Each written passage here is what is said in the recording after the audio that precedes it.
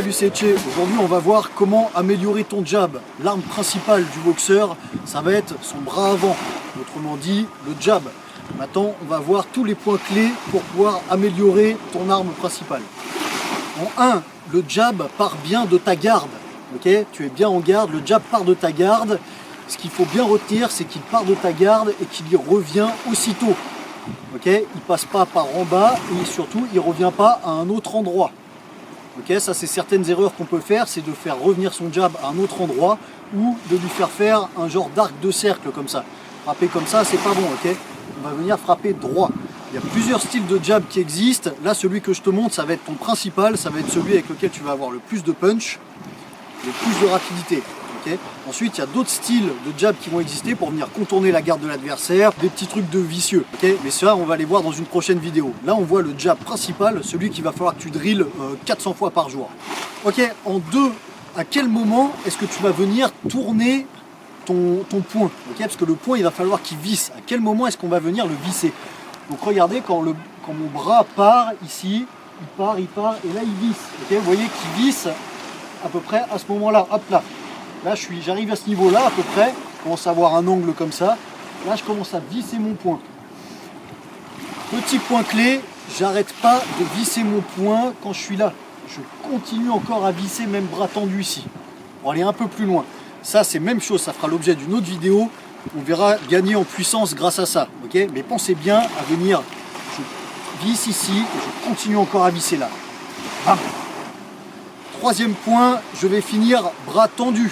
Alors attention, je ne vais pas m'exploser le tendon à chaque fois, parce que si je finis vraiment bras tendu à chaque fois, clac, ça me fait une hypertension ici.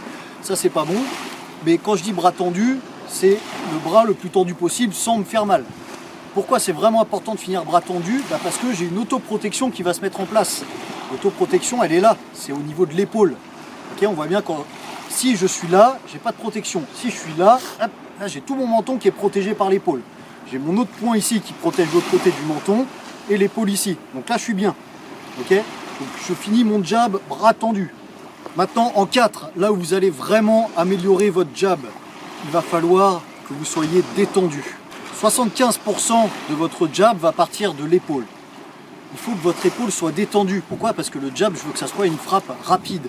Si je contracte déjà mon épaule et dans un même temps mon poing, mon bras est tout contracté, il ne peut pas être rapide. Okay, il va faire mal, ouais, il va cogner sec, mais il ne va pas être rapide. Moi, ce que je veux, c'est qu'il soit tout détendu. Maintenant, tout votre entraînement sur votre jab, basez-le là-dessus. Okay, entraînez-vous à ça, c'est le plus important. J'ai l'épaule qui est détendue. Alors là, relâchez bien l'épaule et c'est ça qui va me permettre de venir être rapide.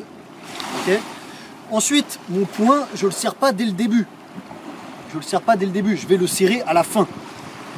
Si j'ai le poing serré dès le début, je vais perdre un peu en rapidité. Il faut que je sois totalement détendu. Je lance le jab et je serre le poing quand je suis ici à la fin. Bon. Là, je viens serrer le poing et c'est là que ça va venir percuter dans la tête du mec. Okay, donc je serre le poing vraiment au dernier moment. Je relâche l'épaule et j'envoie. Allez, en 5, pour pouvoir gagner vraiment encore plus en puissance et en rapidité, il faut que j'ai le poids de mon corps qui vienne. Okay, un bras tout seul, il n'a pas tant de puissance que ça.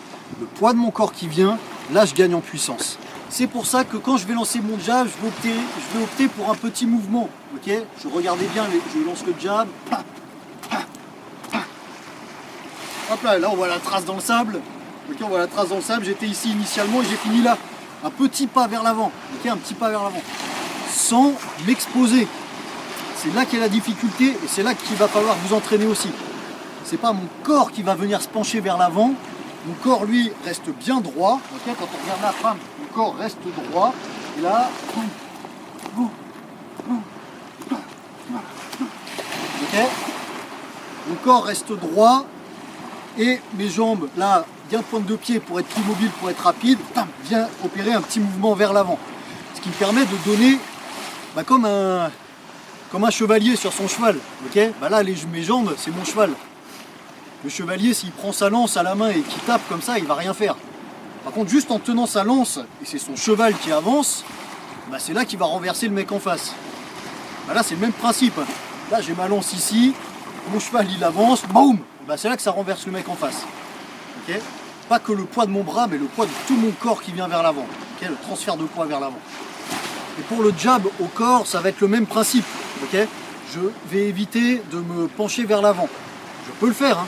Ça peut arriver des fois où je veux feinter au visage et en fait je vais partir au corps, du coup bam, je vais venir me pencher vers l'avant. Ça peut se faire, mais je m'expose quand même à un uppercut. Il ne faut pas que je le fasse tout le temps. Parce que ce qu'il faut bien penser, c'est que si je le fais souvent, le mec en face, lui, il est pas con, il va griller que je le fais souvent. Donc lui, il va adapter sa stratégie et la prochaine fois que je vais vouloir frapper à la tête, qu'est-ce qu'il va faire? Il va penser que je vais partir en feinte, du coup il va envoyer un uppercut qui peut venir me cueillir au menton. Ok, donc il faut toujours penser à ça.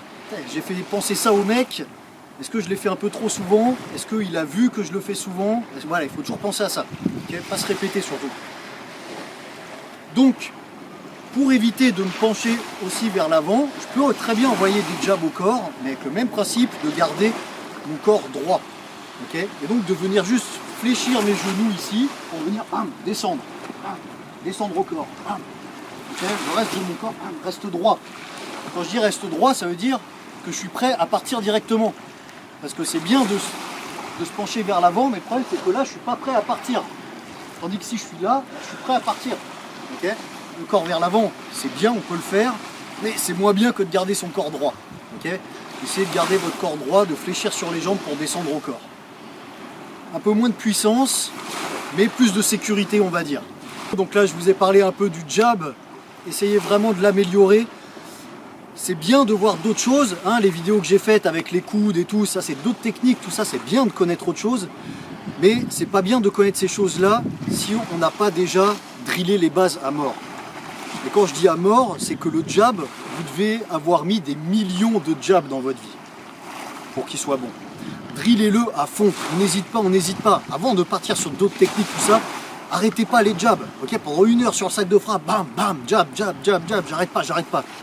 Donc voilà, c'était pour vous faire profiter un peu de la vue de Béziers, la mer. C'est toujours plus sympa que quand je tourne mes vidéos dans le gymnase à Brive. Ok, c'est tout pour cette vidéo. N'hésitez pas à vous abonner à la chaîne, à laisser des pouces bleus, des commentaires, tout ce que vous voulez. Allez jeter un œil sur mon Instagram, sur mon Facebook. Il y a d'autres photos, d'autres trucs à voir. On partage tous ensemble. N'hésitez pas à m'envoyer des messages, à me laisser des idées de vidéos. Ça, j'aime bien. Parce que j'ai un petit calepin. Là, je vous montrerai, j'ai un petit calepin où à chaque fois qu'on me laisse une idée de vidéo, je note. Et puis à chaque fois que je la fais, la vidéo, je stabilote. Comme ça, je sais où j'en suis, je sais ce que je dois faire, ce que vous avez envie de voir, tout ça. Donc voilà, ça m'aide un peu aussi dans mon travail. Allez, c'était Etche, force et honneur, à plus!